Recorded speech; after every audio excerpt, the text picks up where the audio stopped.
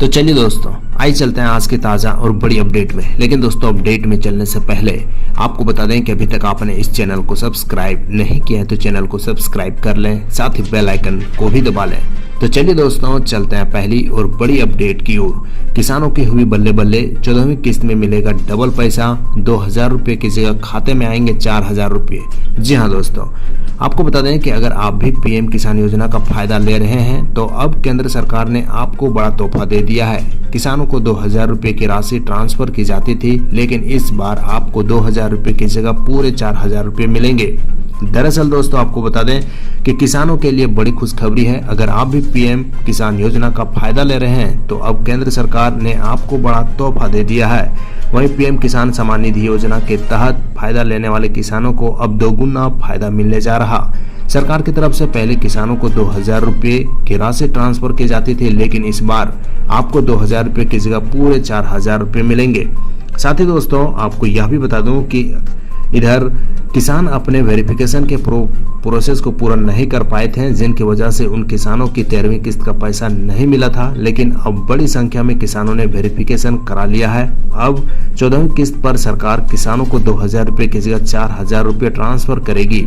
इसमें जिन किसानों को 13वीं किस्त का पैसा नहीं मिला था, उन किसानों को भी 13वीं किस्त का पैसा मिल जाएगा। वहीं दोस्तों, आपको बता दें कि केंद्र सरकार की तरफ से अब तक किसानों के खाते में 13 किस्तों का पैसा ट्रांसफर किया जा चुका है। फिलहाल अब किसान अपनी 14वीं किस्त का इंतजार कर रहे हैं। और बता दें कि जिन किसानों को 13वीं किस्त का पैसा नहीं मिला, उन लोगों को 13वीं किस्त और 14वीं दोनों ही किस्तों का पैसा एक साथ मिलेगा। साथ ही पीएम किसान सम्मान निधि की 14वीं किस्त को अप्रैल से जुलाई के बीच जारी किया जाना है और पिछले साल इसी अवधि में मिलने वाली 11वीं किस्त को 31 मई 2022 को ट्रांसफर किया गया था। और माना जा रहा है कि इस बार 14वीं किस्त जुलाई महीने के अंत में आ सकती है। तो चलिए दोस्तों, इसी के साथ चलते हैं अगली और बड़ी अपडेट की ओर। सरकार ने लिया बड़ा फैसला, बढ़ गई रिटायरमेंट की उम्र, अब इतने साल में होगा रिटायरमेंट। जी हाँ दोस्तों, आपको बता दें कि इधर केंद्र सरकार और राज्य सरकार की तरफ से सरकारी और केंद्रीय कर्मचारियों को समय समय पर बड़ा तोहफा दिया जा रहा है। और अब सरकार ने महंगाई भत्ता यानी डीए हाइक बढ़ाने से पहले ही राज्य सरकार के कर्मचारियों को बड़ी खुशखबरी दे दी है। राज्य सरकार ने अब सरकारी कर्मचारियों की रिटायरमेंट की उम्र बढ़ाने का प्लान बना लिया है। जी हां, सरकारी कर्मचारियों की रिटायरमेंट की उम्र 60 से बढ़कर 65 हो सकती है। साथ ही दोस्तों, आपको बता दें कि इधर 3 साल के लिए बढ़ जाएगी उम्र। बता दें कि डॉक्टरों की कमी को पूरा करने के लिए योगी सरकार ने ऐसा फैसला लिया है, जिसको जल्द ही लागू किया जा सकता है। अभी तक यूपी सरकार डॉक्टरों की रिटायरमेंट की उम्र 62 साल थी और उम्र बढ़ाने के बाद में कर्मचारियों को 3 साल और नौकरी करनी होगी। वहीं दोस्तों, आपको बता दें कि सीएम योगी ने कहा कि डॉक्टरों की कमी की वजह से मरीजों को कोई परेशानी नहीं होनी चाहिए। इतना ही नहीं, सीएम ने गांव देहात में 50 बेड वाले अस्पतालों का निर्माण कराने का भी दिशा निर्देश दिया है। वहीं दोस्तों, इसके साथ ही 50 बेड वाले अस्पतालों पर भी जोर दिया जा रहा है और जिससे आम आदमी को इलाज करवाने में कोई भी परेशानी न हो। उन्होंने कहा कि सभी सरकारी अस्पतालों में योग्य एवं कुशल डॉक्टरों की तैनाती हो और इसके साथ ही अस्पतालों के विकास के लिए निजी निवेश को प्रोत्साहित करने के लिए बेहतर नीति तैयार करे।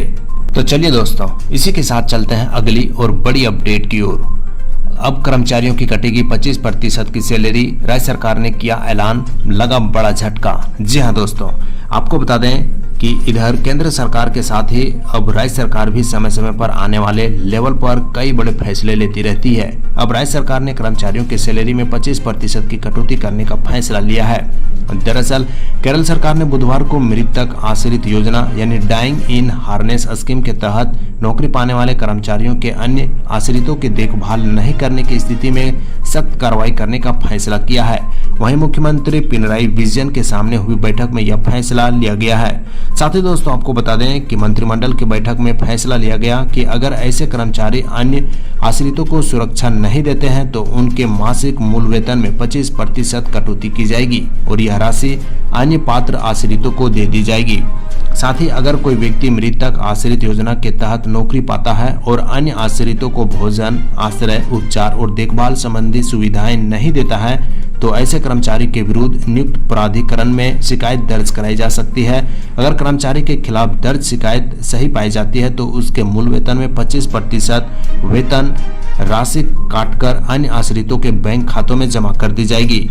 साथ ही दोस्तों आपको बता दें कि इधर सीएमओ की एक विज्ञप्ति में कहा गया है कि अगर तहसीलदार की जांच से असंतुष्ट कर्मचारी 3 महीने के भीतर जिला कलेक्टर के पास अपील कर सकते हैं और जिला कलेक्टर द्वारा लिया गया निर्णय अंतिम होगा। हालांकि इसमें कहा गया है कि यदि आश्रित पारिवारिक पेंशन के हकदार हैं तो वे सुरक्षा के हकदार नहीं हैं।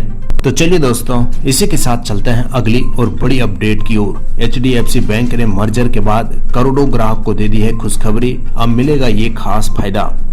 दरअसल दोस्तों आपको बता दें कि इधर HDFC बैंक में खाता रखने वाले ग्राहकों के लिए अच्छी खबर है और बैंक ने आज एक ऐसी खबर सुना दी है जिसके बाद ग्राहकों को काफी खुशी होने वाली है। वहीं HDFC बैंक ने बृहस्पतिवार को दावा किया है कि उसने पायलट आधार पर जारी सेंट्रल बैंक डिजिटल रुपये से 1 लाख से अधिक ग्राहकों को 1,70,000 से ज्यादा व्यापारियों को जोड़ा है। साथ ही दोस्तों इधर RBI के डिप्टी गवर्नर टी रविशंकर ने इस सप्ताह की शुरुआत में कहा था कि मौद्रिक प्राधिकरण साल के अंत तक डिजिटल रुपये में लेनदेन को 5,000 से 10,000 प्रतिदिन से बढ़ाकर 10 लाख प्रतिदिन करने की योजना बना रहा है। वहीं पायलट परियोजना में बैंकों की संख्या शुरू में 8 थी जो अब बढ़कर 13 हो गई है। वर्तमान में CBDC के 13 लाख उपयोगकर्ता जिनमें 3 लाख कारोबारी है और शंकर ने कहा कि इस साल अप्रैल के अंत तक केवल 1 लाख उपयोगकर्ता थे जो अब बढ़कर 13 लाख हो गए हैं। साथ ही दोस्तों आपको बता दें कि CBDC पेश करने के बाद केंद्र सरकार ने जून में UPI के जरिए डिजिटल रुपये के आपस में लेन देन की घोषणा की और HDFC बैंक ने बृहस्पतिवार को UPI QR कोड शुरू करने के साथ ही कहा कि वह एकीकरण प्रक्रिया पूरी करने से पहले बैंकों में से एक है। साथ ही दोस्तों इधर बैंक ने इसमें शामिल व्यापारियों को अपने ग्राहकों से डिजिटल रुपये में भुगतान को स्वीकार करने की अनुमति दी है और इस दिन से दैनिक लेन देन में CBDC का उपयोग बढ़ा है और CBDC ने जुड़े ग्राहक संबंधित टर्मिनल पर UPI QR कोड को स्कैन कर डिजिटल रुपये में आपस में लेन देन कर सकते हैं। साथ ही HDFC बैंक फिलहाल 26 शहरों में ई-रुपया भुगतान सुविधा प्रदान कर रहा है और इसमें से सभी प्रमुख महानगरों के अलावा भुवनेश्वर, गुवाहाटी, गंगटोक, इंदौर, भोपाल, लखनऊ, पटना, कोची, गोवा, शिमला, जयपुर, रांची, नागपुर, वाराणसी, विशाखापट्टनम, पांडुचेरी और विजयवाड़ा जैसे शहर शामिल है। तो चलिए दोस्तों, इसी के साथ चलते हैं अगली और बड़ी अपडेट की ओर। जो कोई नहीं कर सका वो मोदी सरकार ने कर दिखाया, अब होगा 20,000 करोड़ का फायदा। जी हाँ दोस्तों, आपको बता दें कि केंद्र सरकार ने हाल ही में हुई GST परिषद की मीटिंग में टैक्स को लेकर बड़ा फैसला किया है, जिसके बाद केंद्र सरकार को पूरे 20,000 करोड़ रुपए का फायदा होगा। इसके साथ ही सरकार ने कुछ प्रोडक्ट्स पर GST को घटाने का फैसला लिया था। वहीं राजस्व सचिव संजय मल्होत्रा ने कहा कि GST परिषद के ऑनलाइन गेमिंग पर 28% की दर से कर लगाने के फैसले सरकारी खजाने का सालाना 20,000 करोड़ रुपए का अतिरिक्त राजस्व मिलेगा।